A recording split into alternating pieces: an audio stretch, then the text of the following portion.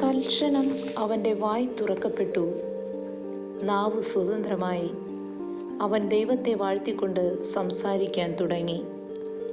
ലൂക്ക 1:64. ദൈവഹിതത്തിന് തടസ്സം നിൽക്കുമ്പോൾ ദൈവവഴിയിൽ എത്തിക്കാൻ ദൈവം ചില ബന്ധനങ്ങൾ അനുവദിക്കുന്നു. സക്കറിയായുടെ ജീവിതത്തിൽ നാം കണ്ടത് ഈ ബന്ധനമാണ്. സംഖ്യയുടെ പുസ്തകത്തിൽ ബാലാം പ്രവാചകൻ ബാലാക്കിനു വേണ്ടി പ്രവചിക്കാൻ പോകുന്ന രംഗം വളരെ രസകരമായി വിവരിക്കുന്നുണ്ട്. ദൈവഹിതത്തിന് എതിരായി പോയ ബാലാമിനെ തടയാൻ വഴിയിൽ കാത്തുനിന്ന ദൂതനെ കാണാൻ സാധിക്കാതെ പാവം കഴുതയെ തല്ലുന്ന ബാലാമിനെ നാം കാണുന്നു.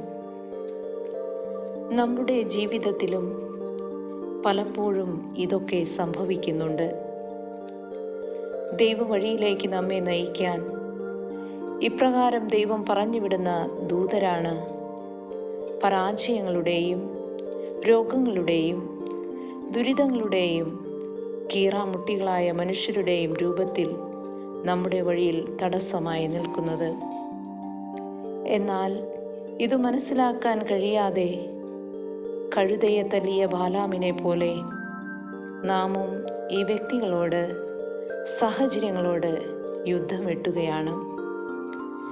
ജീവിത സാഹചര്യങ്ങളിൽ മറഞ്ഞിരിക്കുന്ന ദൈവത്തിൻ്റെ ദൂതനെ തിരിച്ചറിയാൻ പുൽക്കൂട്ടിലെ ഉണ്ണീശോ നമ്മെ സഹായിക്കട്ടെ.